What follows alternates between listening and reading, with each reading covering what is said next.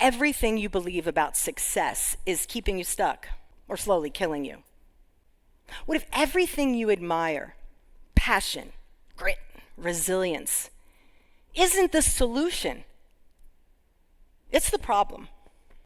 In 1979, over a bowl of Captain Crunch and morning cartoons, I watched my mom step into a power suit. Sleek black pants, crisp white shirt, and shoulder pads that defied gravity. In that power suit, she wasn't my mom. She was grit, resilience, and passion personified. I buried her in that power suit when she was 59. She conquered every challenge life threw at her. But it cost her, and I swore that would not be me. But here's the thing. Research shows that behaviors, emotions, pass through generations, whether we like it or not. So I ask you, what stories of success have you inherited? Whose success are you living now? In 2019, my 6-year-old daughter asked me, "Mommy, if karate is so good for me, why don't you do it?" And I remember thinking, are you going to be the do as I say, not as I do, Mom? I could have made a million excuses, but instead I made a choice. I stepped out onto the mat, tied on my white belt, took my place in line amongst black belts, and thought, hey, look at you, you're showing up. And I thought, oh my God, what are you doing? I didn't just learn how to fight, I learned how to live. When I got my orange belt, I had the choice to receive this ceremonial punch to the gut. Have you ever allowed someone to punch you in the stomach on purpose? As I braced myself and took it. The craziest thing is it didn't hurt. And that's when I realized the power of choosing discomfort. Discomfort isn't something to avoid. It's a guide showing me where I can grow. And what you discover on the other side is a whole new version of you.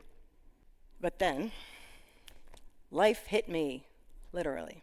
While demonstrating a flying sidekick in a kids' class, I ruptured my ACL and tore my meniscus. Surgery followed by 6+ months of non-weight-bearing recovery. I just couldn't push through. Passion faded, grit was gone, and there was no bouncing back. I laid in bed, broken, defeated, and I said to the universe, okay, you slayed the dragon, now what? And I heard this little voice inside that just said, surrender. That's when I saw my mom, the unstoppable woman, and I realized I became her. Pushing, grinding, further, farther, faster. I mean, yeah, it looked different on the outside, but it was the same. And suddenly, healing wasn't just about my knee. It was about breaking the pattern. Discomfort stopped being the enemy, and it became the guide. This insight became the foundation for the magnum opus mindset. In Latin, magnum opus means a great work, a masterpiece. The Mona Lisa, Beethoven's Fifth. In the magnum opus mindset, you are the masterpiece. It's not about the doing, it's about the becoming. By choosing discomfort, I wasn't just changing my story, I was changing my daughter's too.